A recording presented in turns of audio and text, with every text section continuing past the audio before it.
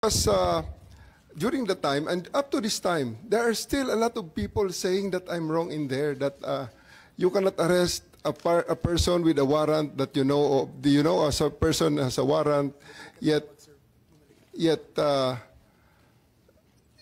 cannot serve it without the physical warrant. So, all the lawyers know here Diba that I'm right there.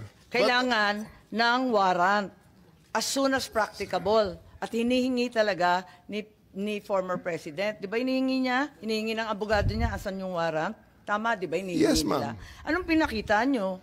We gave them the electronic copy of the warrant, and it was given to them by Yusek Nikiti together with PG Fadulion. It was received by Yung General warrant, Monteagudo. anong klase yung itsura ng warrant? ICC, Interpol? It's an ICC warrant, ma'am. ICC warrant. Yes, ma'am. That was directed to the Interpol. That was the attachment of the diffusion order. Pero ayon sa ating batas, di ba, napakaliwanag naman na yung court o judge, kinakailangan Pilipino. Hindi naman sakop noon yung Interpol, yung ICC. Bakit naging warrant rin sa Pilipinas yun?